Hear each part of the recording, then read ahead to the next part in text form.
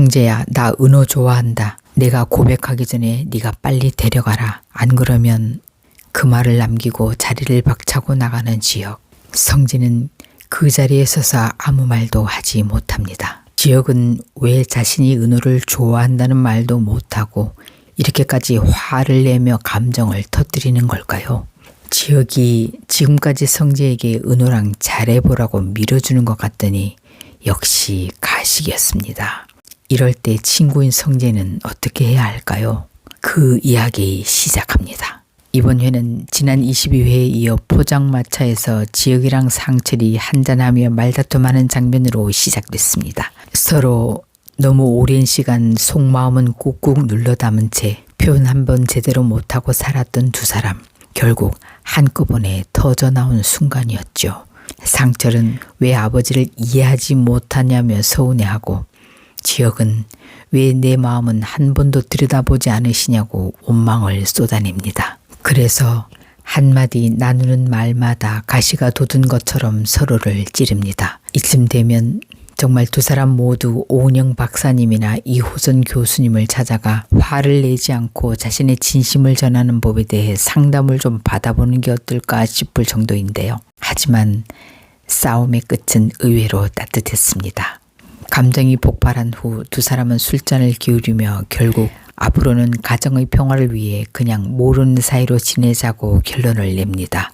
이는 표현이 서툰 부자의 마지막 선택이었습니다. 술에 취해 비틀거리던 두 사람은 결국 서로를 업고 업혀서 한 발짝은 아버지가 아들을 업고 또 한 발짝은 아들이 아버지를 부축하며 그렇게 두 사람은 무사히 집으로 돌아옵니다. 그 길 위에서 한 발자국씩 걷는 힘든 걸음이 결국엔 화해를 향해 가는 걸음이었습니다. 비록 말은 차갑고 행동은 거칠었지만 그 속엔 여전히 따뜻한 가족의 온기가 숨쉬고 있었습니다.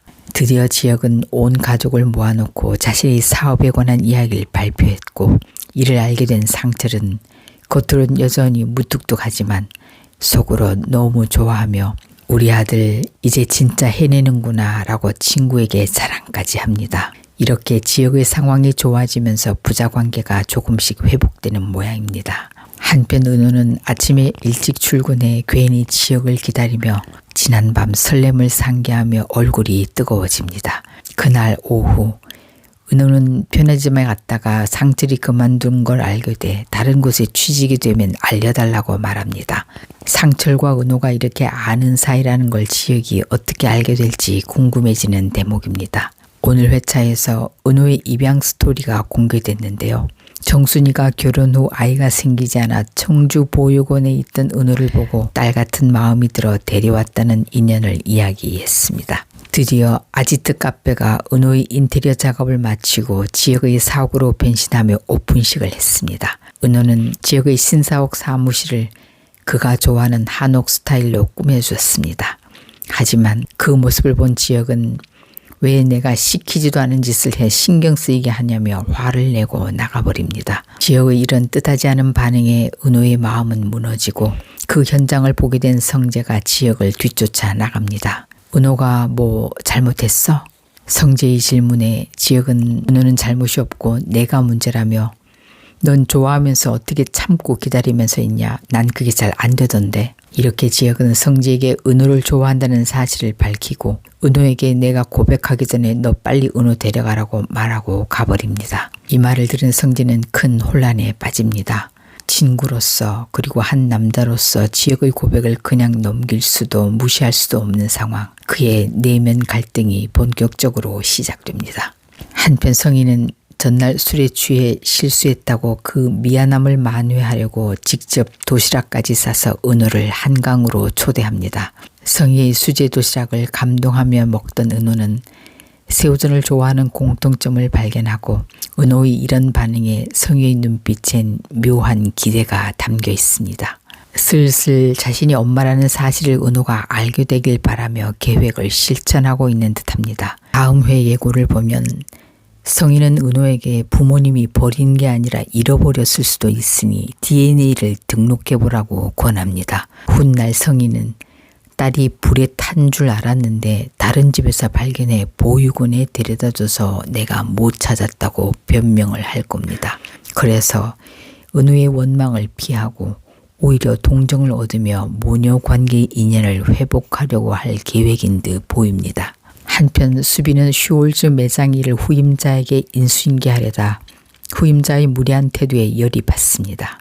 다음 해 수빈은 이 후임자와 한판 몸싸움까지 벌어져 얼굴을 다치기까지 하는데요. 이때 성재가 매장에 들렀다 이 장면을 보게 됩니다. 혹시라도 자신을 취직시켜준 성재에게 피해가 갈까봐 그냥 맞고 있었다는 수빈의 속 깊은 마음을 성재가 알게 되고 이 일을 계기로 그의 마음이 조금씩 움직일 예정인 듯합니다.